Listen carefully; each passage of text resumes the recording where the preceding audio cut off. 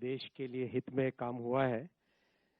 और मैं अब आना चाहूँगा आज जो कैबिनेट में बहुत बड़े फैसले हुए उनके ऊपर।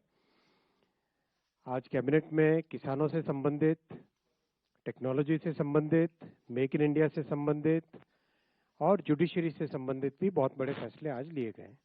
तो उन फैसलों को आपके सामने एक एक करके प्रस्तुत करूंगा। आज के फैसलों में जो 10 बड़े फैसले लिए गए, करीब करीब 1,52,000 करोड़ रुपए के फैसले हैं ये। इसमें किसानों के लिए कॉटन प्रोडक्टिविटी का, कपास क्रांति का फैसला है। फिर शुगर केन का जो नया सीजन है उसमें करीब शुगर केन के किसानों को 1,00,000 करोड़ के आसपास का टोटल बेनिफिट मिलेगा। जो वेस्ट एशिया में कॉन्फ्लिक्ट चल रहा है उसके लिए बहुत इंपॉर्टेंट एक emergency credit line guarantee scheme बनाई गई है, उसका आज फैसला लिया गया 18,000 करोड़ रुपए का। शिप रिपेयर फैसिलिटी वाडीनार में 1570 करोड़ रुपए का। 2 सेमीकंडक्टर के नए प्रोजेक्ट्स क्रिस्टल और सुची, ये दोनों आज अप्रूव हुए। और रेलवे के 3 प्रोजेक्ट्स हैं, 3rd और 4th लाइन के। और जुडिशरी को स्ट्रेंथन करने के लिए सुप्रीम कोर्ट का एक फैसला लिया गया है जो आज के बड़े फैसले में शामिल है।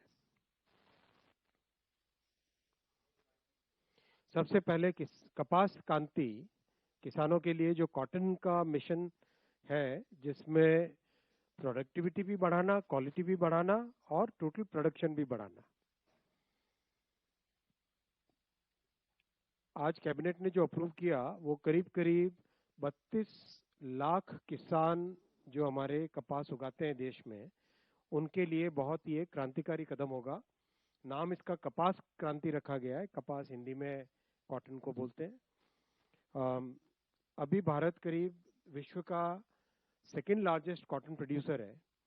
297 लाख बेल्स प्रोडक्शन। लेकिन जो डिमांड है, क्योंकि भारत में टेक्सटाइल, गारमेंट, इसकी इंडस्ट्री तेजी से बढ़ रही है, तो जो डिमांड है वो एक्सपेक्टेड है 450 लाख बेल्स बाय 2030-31।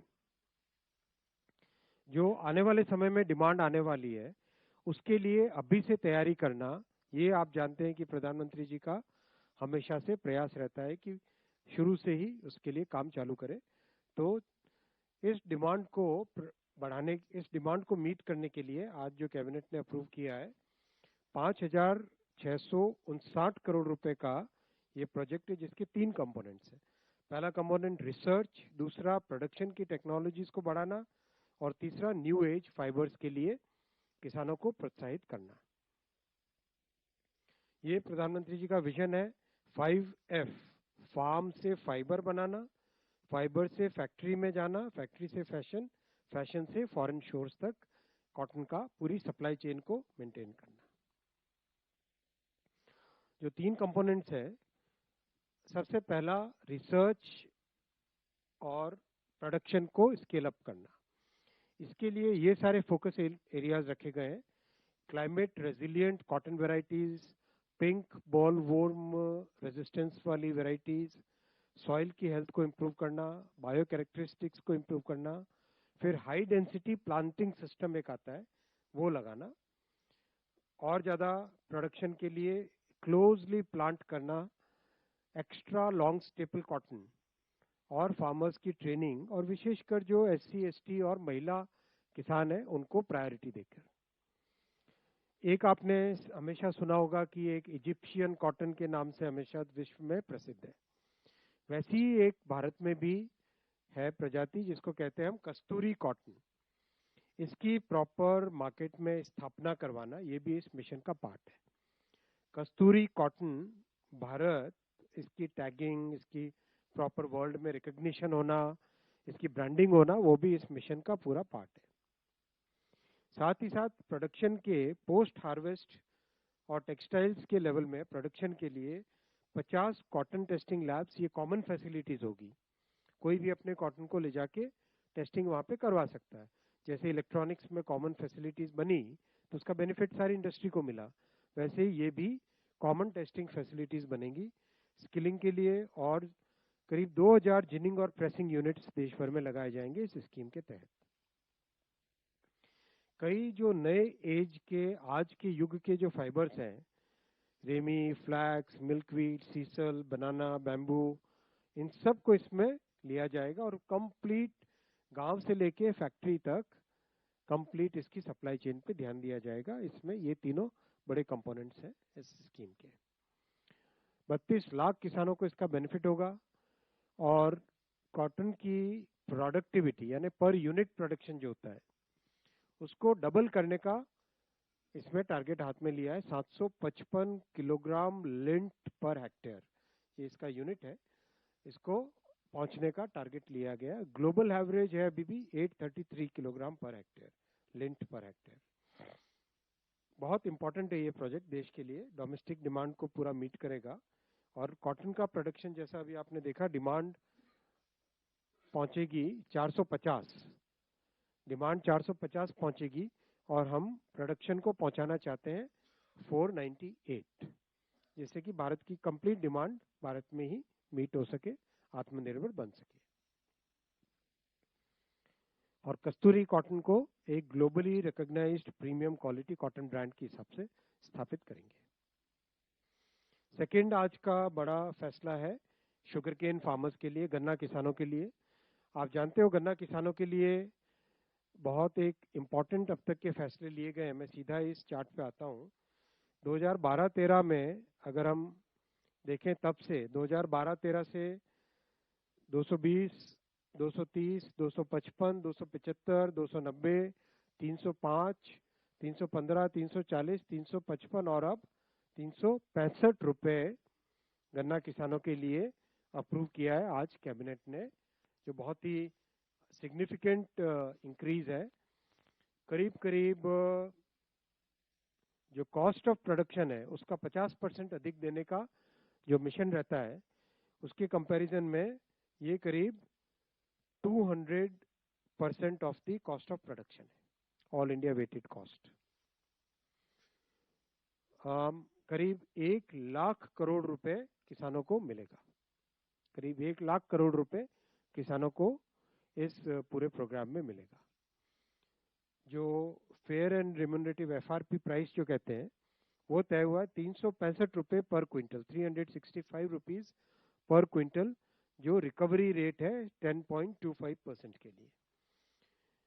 अभी कई अच्छे एक्सपेरिमेंट्स और कई ऐसे काम भी हो रहे हैं देश में, अगर आपको जानकारी भी होगी। एक फार्म में रिकवरी रेट को ऑलमोस्ट 40% बढ़ाया एआई का उपयोग करके। इसमें बेसिकली जो सेंसर्स हैं और जो वाटर सप्लाई है और जो फर्टिलाइजर की सप्लाई है और जो सैटेलाइट से डेटा आता है क्लाइमेट का और वेदर का, उन सब को इंटीग्रेट करके एआई मॉडल बनाया गया था। तो इस तरह के एक्सपेरिमेंट्स भी इस क्षेत्र में लिए जा रहे हैं। जैसा आपको बताया, किसानों को करीब करीब 1 लाख करोड़ एक्स्ट्रा मिलेगा और ये हिस्टोरिकल किस तरह से ग्रोथ हुई है किसानों के लिए, गन्ना किसानों के लिए विशेषकर। मैं रिक्वेस्ट करूंगा इस चार्ट को आप लोग अच्छी तरह से उपयोग करें, आपके पास ये दिया जाएगा। और अगर विशेषकर जो हिंदी के पेपर्स हैं और मराठी पेपर्स हैं, वो अगर इस चार्ट को आप उपयोग में ला सके तो आपका मैं आभारी रहूंगा।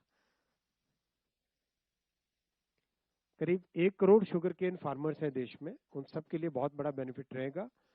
और एक अच्छा करीब समझिए कि इतनी बड़ी ग्रोथ, इतना बड़ा हाई जंप देना अपने आप में एक बहुत बड़ा फैसला है। बहुत सारे बेनिफिट्स हैं शुगर फैक्ट्रीज, एक्सपोर्ट के लिए, डोमेस्टिक शुगर सप्लाई के लिए और एथेनॉल प्रोडक्शन के लिए, कई चीजों के शुगर केन का इसका बेनिफिट है। तीसरा, जो अभी वेस्ट एशिया में कॉन्फ्लिक्ट चल रहा है, इस वेस्ट एशिया के कॉन्फ्लिक्ट के समय में हमारे जो एमएसएमईज और एविएशन सेक्टर को जो स्ट्रेस आया है, उस स्ट्रेस को सॉल्व करने के लिए बहुत इंपॉर्टेंट एक स्कीम आज अप्रूव हुई है, ECLGS, emergency credit line guarantee. Basically ये क्रेडिट गारंटी स्कीम है एक तरीके से। और ये मॉडल अगर आप देखें तो कोविड के समय से ये मॉडल स्थापित हुआ है और इस मॉडल में सबसे इंपॉर्टेंट है कि मॉरल हैजार्ड नहीं रहता।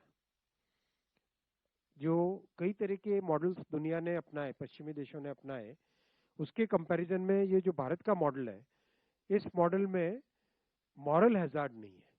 जिसको रियल में रिक्वायरमेंट है वही व्यक्ति इसमें हेल्प अवेल करता है और इसका गलत मतलब दुरुपयोग करने की संभावना प्रैक्टिकली बहुत कम है। It's a very well thought through scheme and globally even IMF and world bank have really appreciated this approach. बहुत अच्छी अप्रोच है, बहुत अच्छा इसमें थिंकिंग इसमें गया है। 2020 में जब कोविड के बाद में इकोनॉमिक डिस्ट्रेस वाली सिचुएशन थी, तब ECLGS basically credit guarantee scheme बनाई गई थी। उसका मेजर एम था लिक्विडिटी सपोर्ट प्रोवाइड करना। लिक्विडिटी सपोर्ट यानी उस समय में जितना वर्किंग कैपिटल का रिक्वायरमेंट हो या दूसरा कोई भी क्रेडिट का रिक्वायरमेंट हो, तो उसको गारंटीड वे में सप्लाई करना इंडस्ट्री को, और इंडस्ट्री उसको ब्याज के सहित वापस रिटर्न करती है। तो ये बहुत ही अच्छी स्कीम बनी थी और इसमें 100% गारंटी की कवरेज हुई थी। अब तक इसमें करीब करीब 1 करोड़ MSMEs को ECLGS इसमें करीब 1.1 करोड़ MSMEs को बेनिफिट मिल चुका। मैं आपको डिटेल एक चार्ट बताता हूँ इसके बाद में। और 3.7 लाख करोड़ रुपीस की गारंटीज अब तक एक्सटेंड हो चुकी है। बहुत इसका बेनिफिट मिला है। तो जो सबसे पहली स्कीम थी और सेकेंड, थर्ड और फोर्थ, ये सारे, और आज का फिफ्थ प्रोग्राम इसका, ये सारे के सारे वन आफ्टर द अदर आए थे, जिसमें MSMEs को, हेल्थ केयर सेक्टर को, टूरिज्म सेक्टर को, होटल, हॉस्पिटैलिटी और हॉस्पिटल, सब इन सेक्टर्स को एक एक करके बेनिफिट उस जमाने में उस समय दिया गया था। आज जो ECLGS 5 लाया गया है, ये इन सबसे बड़ा स्कीम है, क्योंकि यही टाइम है जब दुनिया भर में जब लोग ऑल्टरनेट सप्लाई चेन की तरफ अट्रैक्ट हो रहे हैं, तब हमारे MSMEs और हमारे एक्सपोर्टर्स को, हमारे मैन्युफैक्चरर्स को एक अगर स्ट्रॉन्ग सपोर्ट मिल जाए तो वो लोग बहुत स्ट्रांगली अपने आप को दुनिया भर में स्टैब्लिश कर लेंगे। ये सब सोच के इस स्कीम को इतना बड़ा बनाया गया है। टोटल सपोर्ट इसमें 2,55,000 2,55,000 करोड़ रुपीस का टोटल सपोर्ट मिलेगा, which is huge, which is a very large number. इस स्कीम में जो कॉस्ट आएगी, because this will be basically credit from the banking sector to the MSMEs and aviation sector. Banks जो credit देंगे वो ये amount है, और 18,000 करोड़ रुपीस गवर्नमेंट का टोटल आउटले लगेगा। उसकी जो कॉस्ट आती है दो को गारंटी करने की, जो कॉस्ट आती है वो अमाउंट है 18,000। इसमें दो अलग अलग कैटेगरीज हैं। जो MSMEs हैं उनके लिए up to 20% of the fund based working capital, 100 crore rupees के ऊपर जितना है, जितना क्रेडिट का रिक्वायरमेंट है उसका 20%। और एयरलाइंस के लिए अप टू 1,500 करोड़ रुपीस, क्योंकि उनका वर्किंग कैपिटल रिक्वायरमेंट ज़्यादा है ऐसे समय में जब aviation industry because of the West Asian conflict जो दिक्कत आ रही है, उसको सपोर्ट करने के लिए ये स्कीम बनाई गई है।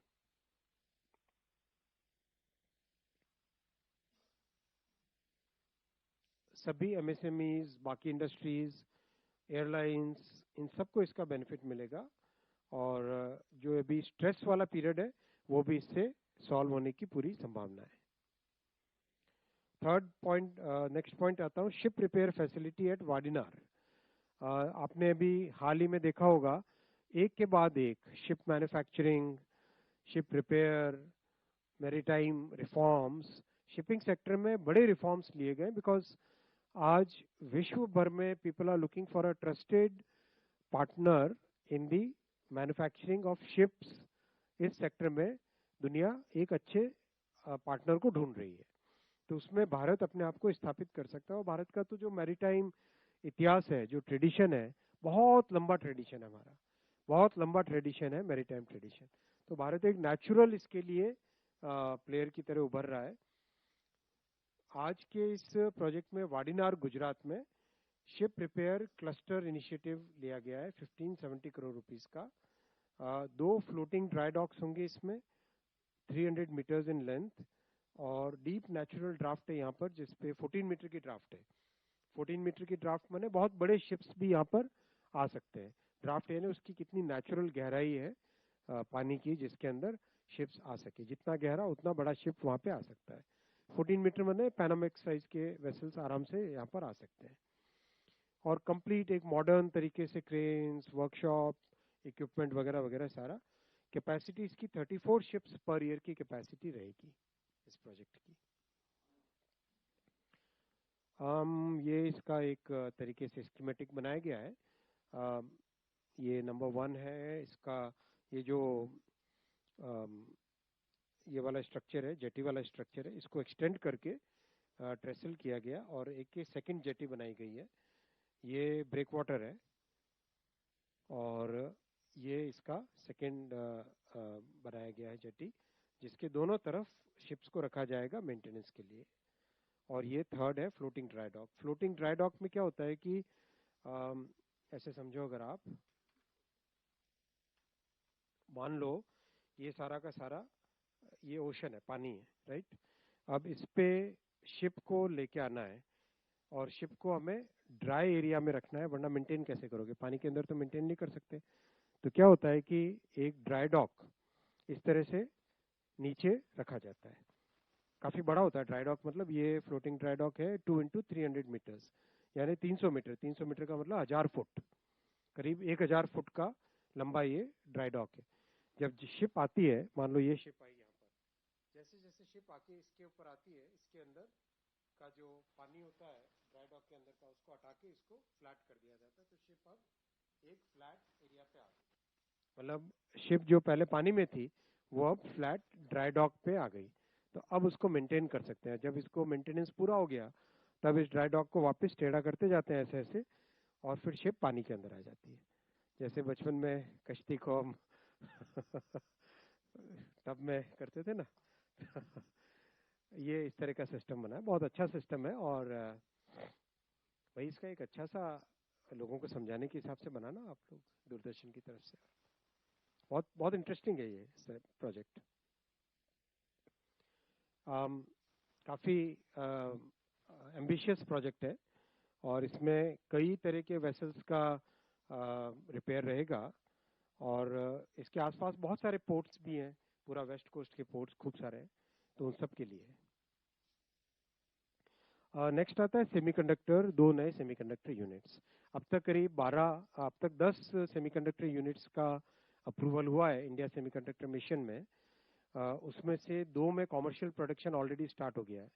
एक 31 मार्च को प्रधानमंत्री जी ने उसका इनॉग्रेशन किया था, एक 30 अप्रैल को उसका सेकंड वाले का। और अच्छी बात यह है कि दोनों के दोनों प्लांट्स की फुल कैपेसिटी बुक हो चुकी है, मतलब जितना मैन्युफैक्चर करे वो फुल्ली उसकी बुकिंग हो चुकी है। इतना अच्छा, मतलब एक लोगों के ऊपर दुनिया भर में एक क्वेश्चन मार्क था कि भारत सेमीकंडक्टर बना सकेगा कि नहीं बना सकेगा, वो क्वेश्चन अब सेटल हो गया है। और भारत के प्रोडक्शन की क्वालिटी, हर तरह की जो लर्निंग कर्व था, वो लर्निंग कर्व अब पूरा हुआ। और अब आज जो फैसला लिया गया है, एक बहुत ही इंपॉर्टेंट फैसला लिया गया है। ये आप जो स्क्रीन देख रहे हो, ये जो स्क्रीन है यहाँ पर, ये स्क्रीन है माइक्रो एलईडी। ये स्क्रीन है माइक्रो एलईडी। ये भी सेमीकंडक्टर से बनती है और इसकी फैब बनती है अलग से, एक बहुत ही स्पेशलाइज्ड फैब होती है। उस फैब में ये माइक्रो एलईडी की पैनल्स बनती है। ये वाली माइक्रो एलईडी का पैनल है। ये माइक्रो एलईडी का पैनल है। ये पैनल डिस्प्ले पैनल कहते हैं इसको। तो आपने देखा होगा अब तक अपन ने जितने भी प्रोजेक्ट्स अप्रूव किए हैं, एक एक सेक्टर को लेके किए। जो इलेक्ट्रिक व्हीकल्स में लगे, ऑटोमोबाइल्स में लगे, टेलीकॉम में लगे, मोबाइल फ़ोन के अंदर लगे, मेमोरी में लगे, सर्वर्स में लगे, और अब डिस्प्ले वाला अपने पास बाकी था। तो ISM 1.0 का लास्ट 2 प्रोजेक्ट आज के अप्रूव हुए। उसमें पहला प्रोजेक्ट हुआ डिस्प्ले का। ये डिस्प्ले मॉड्यूल बहुत ही इम्पोर्टेंट है समझना हम लोगों के लिए। जो डिस्प्ले की, ये देखो 28 फरवरी, मार्च था, ये 31 मार्च, सॉरी मैंने शायद मार्च और अप्रैल बोला, गलत बोला था। फरवरी और मार्च, 28 फरवरी को पीएम साहब ने माइक्रॉन का प्लांट इनॉग्रेट किया था और 31 मार्च को केन्स का प्लांट बुलाया। क्या इनके फर्स्ट चिप जो प्रोडक्शन वाला नहीं लाए, मैंने इनको बोला है टीम को कि करीब 500-600 यूनिट उसके मैन्युफैक्चर मतलब बनाए, और सभी जर्नलिस्ट को हम कमेमोरेटिव एक भारत की पहली कॉमर्शियली प्रोड्यूस्ड चिप, उसका एक आपको मोमेंटो सबको देंगे। भाई अब आपकी जिम्मेदारी बन गई, अनाउंस कर दिया मैंने। तो आज जो अप्रूव हुआ है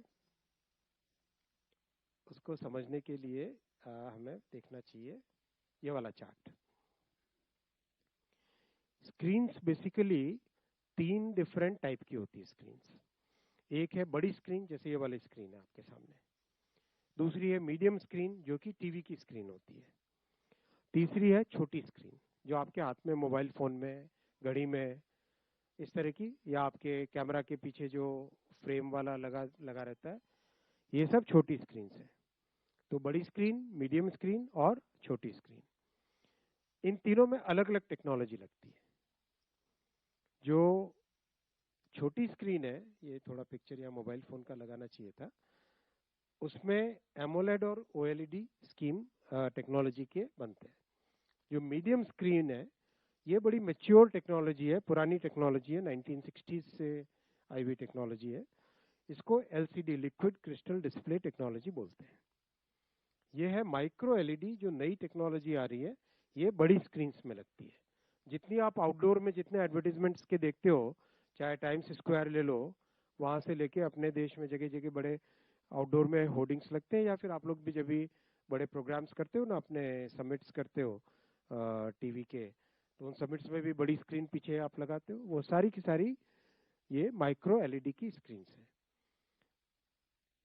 माइक्रो एलईडी की स्क्रीन में बड़ा इनोवेशन हो रहा है। एलसीडी की स्क्रीन एक मैच्योर टेक्नोलॉजी बन चुकी है। और दुनिया भर में क्या हुआ है कि जो लीडरशिप होती थी डिस्प्ले की, वो होती थी जापान की, ताइवान की और साउथ कोरिया की। ये 3 देशों ने 1970s से लेके लीडरशिप रखी है, और सारा का सारा फोकस एलसीडी पे होता था। एलसीडी की फर्स्ट जनरेशन आई, सेकंड जनरेशन आई, 8th जनरेशन तक एलसीडी की आ गई। इस बीच में क्या किया, चाइना ने बहुत जबरदस्त इन्वेस्टमेंट करके एलसीडी के मार्केट को पूरी तरह से अपने कब्जे में कर लिया, और प्रैक्टिकली जापान, साउथ कोरिया और ताइवान से डिस्प्ले इंडस्ट्री एक तरीके से निकल गई। अब उस डिस्प्ले इंडस्ट्री में वापस कैसे जाएं और दुनिया भर में इसके ऊपर नई टेक्नोलॉजी कैसे लाएं, वो जब रिसर्च चली, तो उस रिसर्च से निकला माइक्रो एलईडी का बड़ा एक नया सेगमेंट। तो माइक्रो एलईडी में शुरुआत हुई 200 माइक्रोन की एलईडी के मैन्युफैक्चरिंग से। धीरे धीरे 150, 120, 100 माइक्रोन तक की टेक्नोलॉजी तक आता गया, यानी और एडवांस होती गई। अब जा रहे करीब 70-80 माइक्रोन की तरफ, और कुछ कंपनी जैसे सैमसंग है, ये लोग 50 माइक्रोन की तरफ जा रहे हैं ऑलरेडी। तो अपने पास देश में एक अपॉर्चुनिटी आई कि जब टेक्नोलॉजी चेंज हो रही है, उस समय में अगर हम नई टेक्नोलॉजी पे घुस जाए, तो हम एक बड़ा बेस देश का बना सकते हैं, जो आने वाले समय में कई वर्षों तक हमको इसका बेनिफिट मिलता रहेगा। देखो, तो कई वर्षों तक उसका बेनिफिट मिलता रहेगा। इसीलिए माइक्रो एलईडी के लिए बहुत प्रयास करके, बहुत, और इसमें जयशंकर जी, डॉक्टर जयशंकर जी का भी बहुत योगदान रहा, एमईए का बहुत उनका योगदान रहा, बहुत प्रयास करके बड़ी मुश्किल से साउथ कोरिया का कोलैबोरेशन करके ये अपना प्रोजेक्ट लेके आए अपन, जिसमें कि पहली माइक्रो एलईडी का फैब इंडिया में लगेगा, जो आज माननीय प्रधानमंत्री जी ने अप्रूव किया है। इस फैब के डिटेल्स मैं आपको बताता हूं।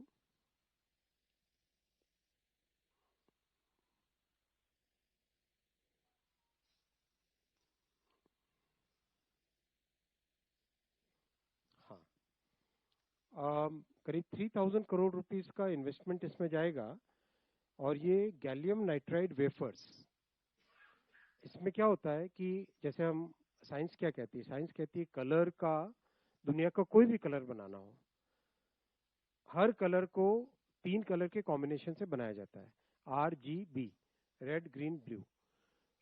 और अगर हम उसकी पैलेट का साइज देखें 0 से लेके 255 पैलेट साइज, अगर 255 यूनिट्स रेड के, ग्रीन के और ब्लू के लगाओ तो वो वाइट बनता है, और 0 यूनिट लगाओ तीनों कलर्स के तो वो ब्लैक बनता है। और बाकी सारे कलर्स, दुनिया के जितने भी कलर्स आप देखते हो, सारे कलर्स भगवा से लेके कोई भी कलर ले लो, हर कलर ये RGB के कॉम्बिनेशन से ही बनता है, और ये ब्लैक और वाइट के बीच में कहीं ना कहीं एक कलर रहता है कॉम्बिनेशन। कभी आप देखोगे जब टीवी पे भी, अगर आप कंप्यूटर में जब आप कलर पैलेट चूज करते हो तो उसमें R कितना है, G कितना है, B कितना है, उसमें एक आता है। तो माइक्रो एलईडी में क्या होता है कि एक साथ, जैसे अगर कोई पास आए, आप आओ पास एक बार, इसको हाथ लगाओ, ये स्क्रीन एलईडी दिख रही ना, ये एक एक यूनिट के अंदर 3 है बेसिकली। अब और भी ज्यादा मैं आपको फाइन पकड़ाता हूँ, जैसे मान लो ये वाली थोड़ी और जनरेशन और मॉडर्न है, इसको देखो, आप हाथ लगाओ, और भी फाइन है। लेकिन हर एक यूनिट के अंदर, इसको और बारीकी से देखो, एकदम बारीकी से देखो, तो इसके अंदर, हाँ बारीकी से अगर आप लेंस, माइक वो है क्या, लेंस है, या फिर मोबाइल में जूम कर सकते हैं हम, मोबाइल में जूम करो ना, आओ ओझा जी आओ, आगे आओ, इसके अंदर मोबाइल में लेके जूम करो, देखो, हाँ ये आ गया, जूम आ गया, आप हटो, साइड हो, ये दिखाओ भाई, आप देख रहे हो, एक एक यूनिट अंदर, एक यूनिट 3 यूनिट है, राइट, हर एक यूनिट 3 LED अलग अलग,